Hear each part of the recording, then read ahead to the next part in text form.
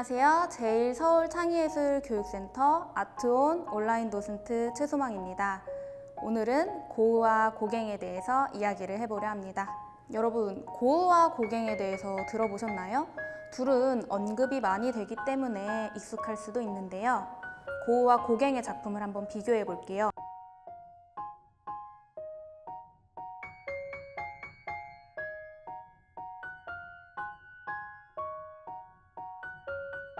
어떤가요? 스타일이 굉장히 다르죠? 이 둘은 사실 같이 작업을 하기도 했었는데요. 이 둘의 우정은 약 2달밖에 가지 않았다고 해요. 오늘은 왜 그들의 우정이 깨어지게 됐는지 알아보도록 합시다.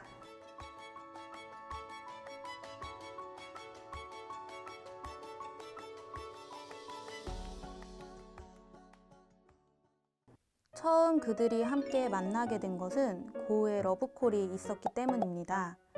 고흐는 파리에서 예술가들이 함께 모여서 작품 활동을 하기를 원했고 여러 화가들을 초대했습니다. 그중 미술품 판매원이었던 고흐의 동생 테오의 도움으로 고갱은 고흐가 있는 아르이라는 곳에 오게 되고 둘은 그림으로도 그려졌던 아르의 노란 집에 함께 머물게 됩니다. 여기서 여담이지만 테오는 고흐가 작품 활동을 하는 동안 재료비와 생활비를 보내주는 등 계속해서 형을 후원합니다. 아주 대단한 동생이라고 할 수 있죠. 고흐가 테오에게 쓴 편지들을 보면 고흐의 생활들을 이해할 수가 있습니다. 이 둘은 성격이 아주 달랐는데요.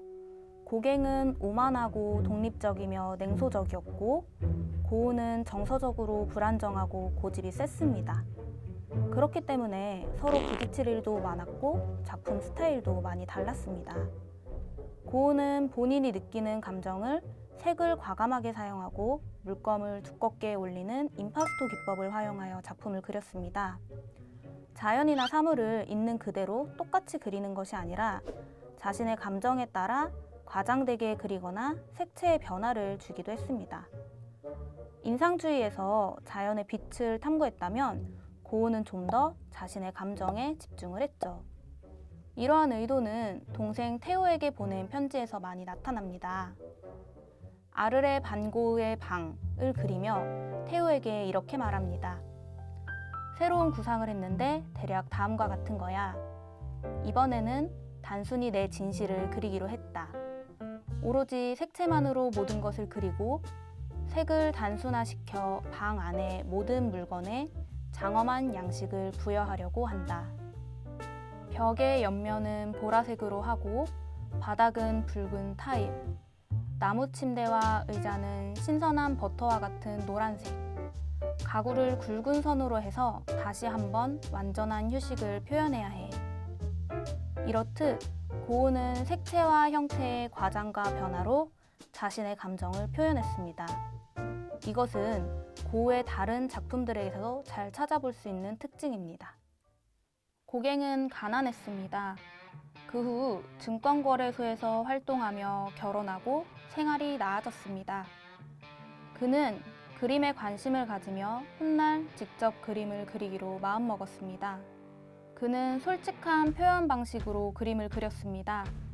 자신의 능력을 믿었고 자신만만했죠.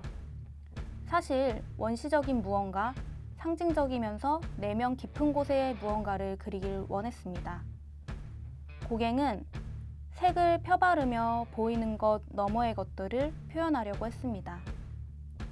화려한 삶이 아닌 원시적인 무언가를 강렬한 색의 대비로 표현했죠. 원시적인 것에 대한 선망으로 도시를 떠나 파나마, 타히티 등을 다니며 그곳의 자연과 원주민들을 그렸습니다. 말년에는 대작을 완성하기도 했죠. 다시 고흐와 고갱의 이야기로 돌아와 고흐와 고갱은 아르에서 함께 작업을 하며 같은 대상을 각자 그리는 경우도 많았습니다.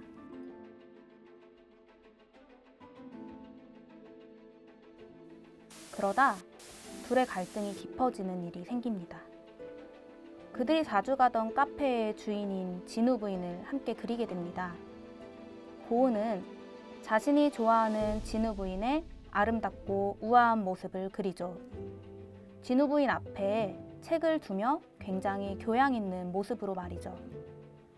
반면 고갱은 진우 부인 뒤쪽에 술에 취해 늘어진 사람들을 그리고 부인도 싸구려 술집 주인처럼 그리게 됩니다. 또 고갱이 고우의 모습을 그리게 되는데 마치 술에 쩔어 있는 듯 기운 없고 눈이 흐리멍텅한 모습으로 표현했으며 고우가 열중해서 그리던 해바라기도 시든 모습으로 그리게 됩니다. 여기서 해바라기는 고우가 고갱이 알을 해올 때 선물로 여러 점을 그리기도 할 정도로 애착을 갖던 소재입니다. 고우는 자화상을 많이 그린 화가이기도 한데요. 평소 자신의 모습을 강단 있고 또렷한 모습으로 그려왔는데 자신을 저렇게 초라하게 그린 것을 보고 속이 많이 상할 수밖에 없었겠죠.